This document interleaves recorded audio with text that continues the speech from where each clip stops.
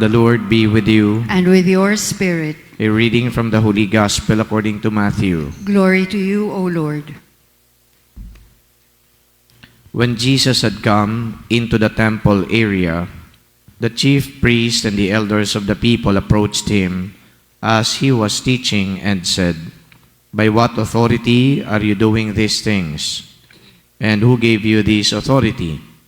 Jesus said to them in reply, "I shall ask you one question, and if you answer it for me, then I shall tell you by what authority I do these things. Where was John's baptism from? Was it of heavenly or of human origin?" They discussed this among themselves and said, "If we say of heavenly origin, he will say to us, 'Then why did you not believe him?' But if we say of human origin, we fear the crowd, for they all regard John as a prophet." So they said to Jesus in reply, "We do not know." He himself said to them, "Neither shall I tell you by what authority I do these things." The Gospel of the Lord. Praise to you, Lord Jesus Christ. Sa buhay po, minsan parang napapagod ka na i-prove mo yung sarili mo. Ang ibig sabihin, parang kailangan mong kumbinsihin yung ibang tao kung sino ka ba talaga, kung ano ka, para naman at least maunawaan ka nila o di kaya ma-appreciate ka. So kumbaga, kapag dumating na yung araw na napagod ka na, you don't mind anymore your detractors, your critics, and the people who are with you, because you are not anymore bothered by what they are going to think of you, by what they are going to say to you, by the criticisms that they will hurl at you. So parang ganun, ayoko na, tama na.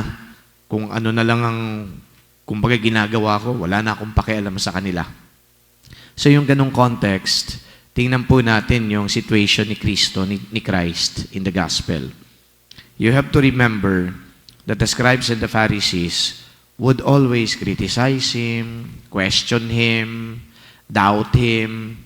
At sa mga pagkakataon na yan, lagi naman pati na si Kristo ay sumasagot sa kanila. Laging tinatanong, ikaw ba talaga yung Mesiyas? Tinatanong din, o bakit ka kumain at hindi naghugas ng kamay? Tinatanong din, bakit yung mga apostol, yung mga followers mo, hindi kumbaga ay nag-aayuno, samantalang yung mga disciples si John the Baptizer nag-aayuno.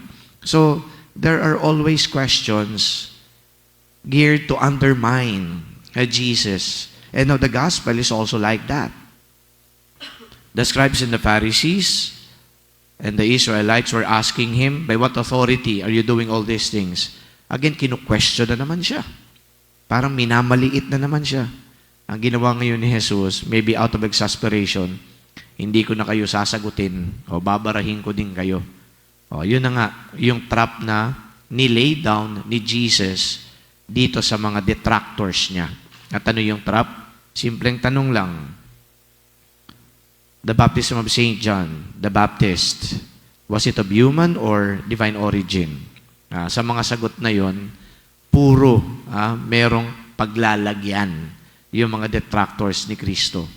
Kaya, hindi sumagot na maayos yung mga detractors. Sabi niya, di namin alam. Kasi kapag sinabi na divine, ba't hindi nyo pinaniwalaan? Pag sinabi naman yung human origin lang yan, magagalit yung mga tao dahil ang dami na followers si St. John the Baptizer na naniniwala na yung baptism na yun ay of divine origin. Kaya anong sagot ngayon ni Kristo sa kanila? O sige, di na rin ako magpapaliwanag sa inyo. Yun po yung point na napagod na ako. Di na ako magpapaliwanag sa inyo. Bahala na kayo. So ngayon po, habang pinaglilinayan natin ito, tingnan ninyo kung paano nare-reflect yung nangyayari sa buhay ni Kristo sa totoong buhay natin. I guess some of us here have also experienced that. Napagod na. Ayaw mo nang i-prove yung sarili mo. Bahala na kayo kung anong tingin nyo sa akin. Bahala na kayo kung yan pa rin naman ang pananaw ninyo tungkol sa akin. Ang maganda ho dito, sa bahala-bahala na yan, dapat idinadagdag, basta kilala ng Diyos kung sino ako, sapat na yon. People may actually judge us, criticize us, doubt us, undermine us. Hayaan na natin. Basta mahalaga yung nasa taas, kilala ka kung sino ka. Pero may pandagdag pa dyan.